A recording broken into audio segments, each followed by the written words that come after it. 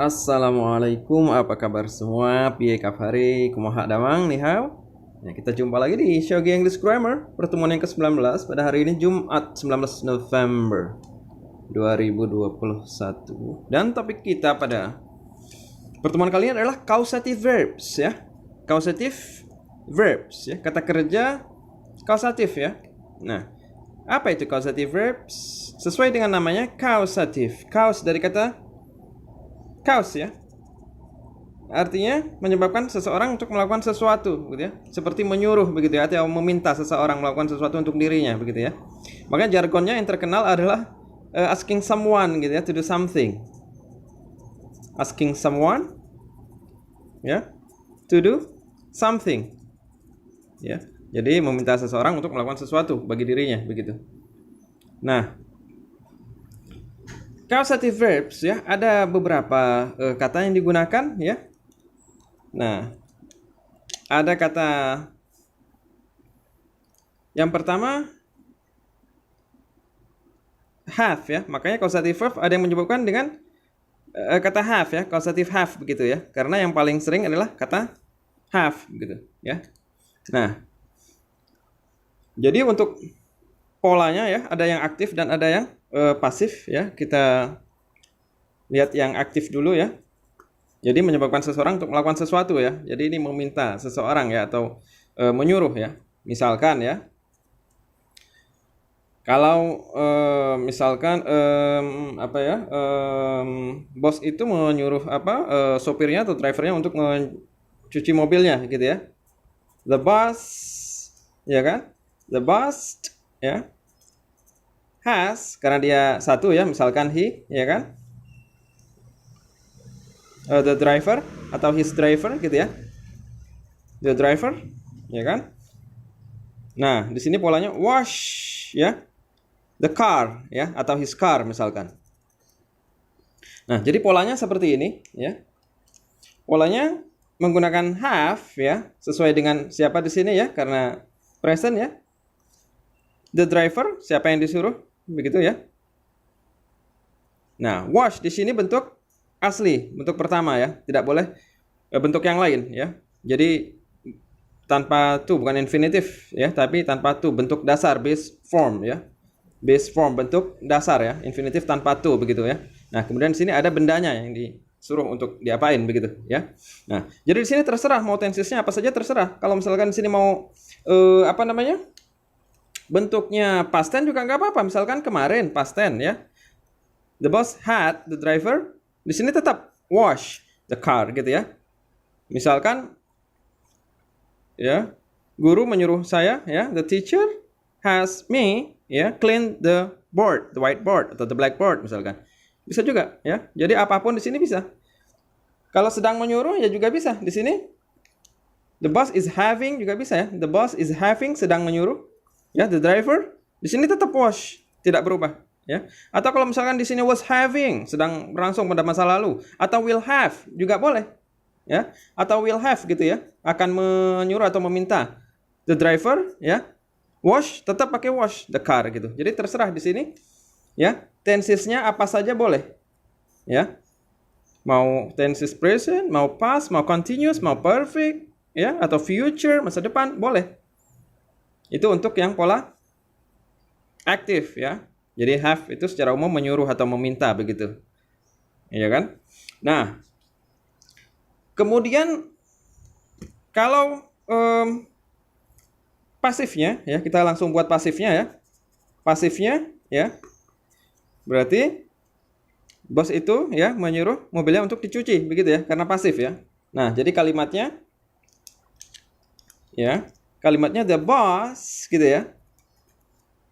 The boss has ya. Nah, di sini bendanya langsung ditulis his car, kemudian bentuk ketiga atau past participle, wash gitu ya. Atau boleh ditambahkan by the driver ya, atau by his driver. By the driver atau his driver. Begitu ya. Nah, jadi pola untuk pasifnya the boss has di sini kausatifnya ya. Boleh di sini juga had, terserah kapan terjadinya, atau akan menyuruh juga bisa, will have juga boleh ya. Will have juga boleh. Ya. terserah, atau was having atau si having, terserah di sini tensesnya. Nah, kemudian sini bendanya apa? Nah, kemudian diikuti bentuk ketiga atau past participle. Past participle. Ya, jadi pola pasif seperti itu. Atau the teacher has me atau has the student has the whiteboard cleaned gitu ya. Kalau pola pasifnya ya. Atau saya tuliskan ya. Misalkan the teacher ya kan has ya meminta papan tulis untuk dihapus ya. Has the board ya atau whiteboard atau blackboard terserah ya. Cleaned gitu ya. Nah, cleaned gitu ya. Boleh titik, boleh maksudnya oleh siswa itu. By the student. Gitu ya. Jadi pola untuk pasif ya adalah orang yang menyuruh, kemudian menggunakan kausatifnya, kemudian ada bendanya dan diikuti bentuk ketiga karena pasif ya. Nah, jadi sama seperti kalau ada kalimat, misalkan ada orang mengatakan saya sudah potong rambut begitu ya. Saya sudah potong rambut, itu kalimatnya bukan cut, I cut my hair misalkan ya, atau I already cut my hair ya. Itu tidak bisa, salah, karena yang memotong bukan dirinya sendiri ya. Jadi ini salah, nggak boleh. Jadi kalau memotong, saya potong rambut misalkan, berarti kan saya menyuruh seseorang ya kan. Kalau misalkan udah terjadi ya I had gitu ya, I had someone ya kan, atau the barber, tukang cukurnya ya kan, the barber cut gitu ya my hair kan gitu ya. Atau kalau bentuk pasifnya ya, bentuk pasifnya I had gitu ya my hair cut kan gitu ya. Makanya kadang bilang I had a haircut gitu ya. Jadi kalimatnya seperti ini. I had someone saya menyuruh seseorang ya, cut ya, bentuk pertama asli.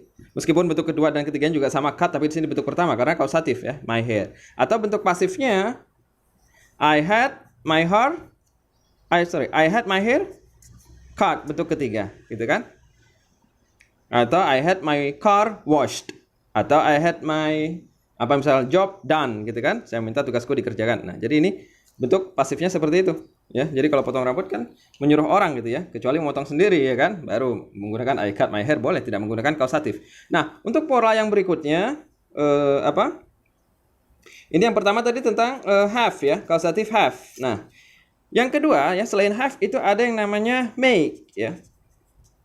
Nah, make itu sifatnya memaksa ya, compelling ya, atau force ya, memaksa deh ya. Misalkan kalau yang memaksa, pencuri itu memaksa atau perampok memaksa misalkan orang itu untuk memberikan uangnya begitu ya.